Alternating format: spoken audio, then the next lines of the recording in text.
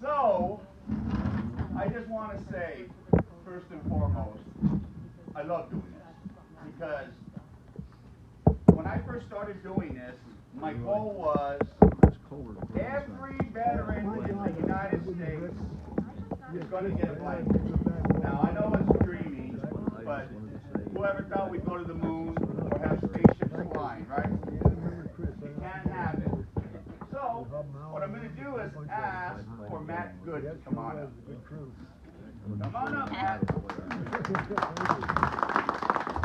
I know. I got blindsided. It's always like that. Let's come on, stand over here. So Matt, Army, cool, as we used to say, has served in the United States Army. And I didn't have a lot from him, but everybody whispered in my ear about what he does. He served in Desert Shield, the first kickoff to the war when Kuwait was getting overran, Iraqi freedom, and restoring hope. Now, just raising your hand and going over there, leaving your family, is not an easy job. Coming home also, you're never the same, and being his family, you've probably noticed it. But deserving what he's done for all of us, it's always going to get better. So first of all, Lord, take care of this man. You know what he needs. You know how to feel his everyday hurts, and you know how to make him better. In your name, I ask of this, Jesus. Amen. So, since we just gave one away, I like to try to go off the cuff. Me, myself, when I joined the Army and being a former Marine, I got a lot of crap. You're like, you're not a Marine anymore. And I was always once a Marine. And these guys that were in there had a lot of boxes of crayons for me. And I was all like, are you kidding me?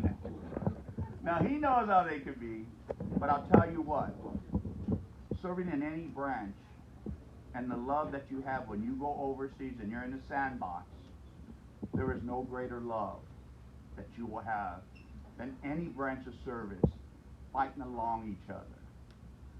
We got hit with an IED, and I ended up by taking somebody home.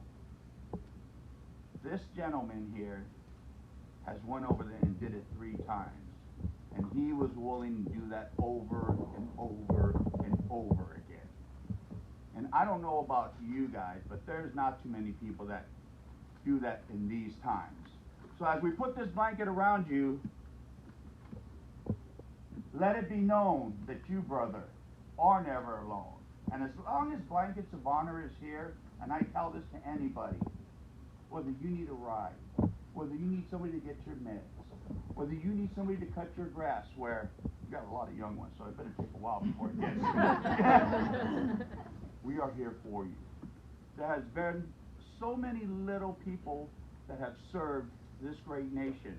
But I also want to say, to caveat off of that, proudly serving those who serve, which is our auxiliary, male, female, and the little ones who truly love our soldiers, airmen, Marines, and Navy, we thank you for supporting this type of man here.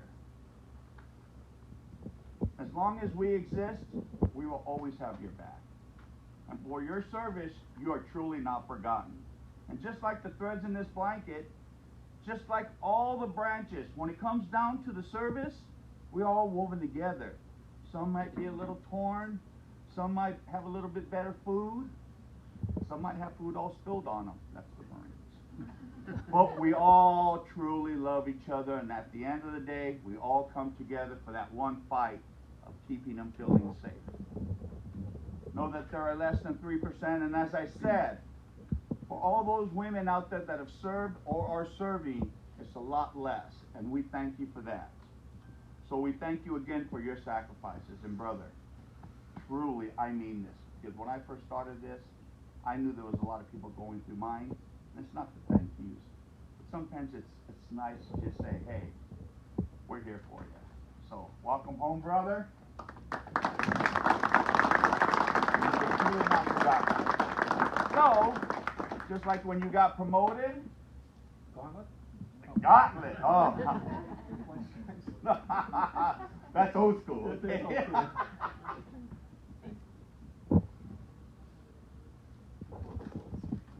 And you now command sergeant major. No. Don't do that. And there you go, brother. And that's it. He always said, welcome home.